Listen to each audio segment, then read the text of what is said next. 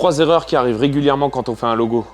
3. Penser que c'est une illustration. Ça m'est déjà arrivé d'avoir des clients qui voulaient qu'on voit beaucoup d'éléments liés à leur activité pour vraiment qu'on capte ce qu'ils font. Alors je veux voir des couleurs, mais je voudrais que ça soit épuré. Puis j'aimerais bien qu'il y ait des courbes. Qu'on comprenne qu'on est des gens cool, mais il faut aussi que les gens ils captent qu'on vend des télés. Mais pas comme les autres, donc je veux des mouettes parce que je suis né en Normandie. Et d'ailleurs j'ai mon fils qui a fait un dessin en cours d'art plastique, tu devrais t'inspirer de ça. Le problème, c'est que quand on bosse un logo, on se concentre dessus, donc on le met en gros au milieu de l'écran. Mais la plupart du temps il va être en tout petit, que ça soit en haut d'une page ou sur une page Insta. Donc il faut qu'on puisse le voir de loin et que tout de suite on puisse capter ce qu'il cherche à nous dire. Faire un truc qui nous plaît. Oui, évidemment, faut faire un truc qui te plaît, mais c'est pas le premier critère. Le premier critère, c'est est-ce que ta cible s'identifie rapidement à ton image? Parce qu'au final, le plus important, c'est que ton entreprise te rapporte des clients et donc des sous, ou que le logo plaise à ton fils. Ne pas s'abonner à mon compte Insta, vouloir plaire à tout le monde. Dans le milieu artistique, tout le monde le sait. C'est la meilleure manière de faire un truc sans âme et donc pas vraiment identifiable. J'en reviens à ma cible. Une marque de champagne, elle va pas viser la même chose qu'une marque de boisson énergétique. Pourtant, c'est toutes les deux des boissons. Le champagne, c'est une boisson de prestige qu'on va boire lors d'événements importants. Et quand on regarde l'étiquette par exemple du Ruinart, on capte tout de suite ce truc. Une typo légèrement gothique, doublée d'un blason pour donner vraiment une dimension historique. Quand tu consommes ce produit, tu goûtes à quelque chose d'ancestral, un savoir-faire. Tandis qu'une boisson énergisante, elle vise plutôt un public jeune qui cherche à repousser ses limites parce qu'on est jeune et on est fou. Et le meilleur exemple, Red Bull. C'est 2 taureaux rouges qui se foncent dessus avec des couleurs ultra vives. On est à des années-lumière du Ruinart. Le plus important, c'est de choisir et d'être concis. Sinon, il arrive souvent de faire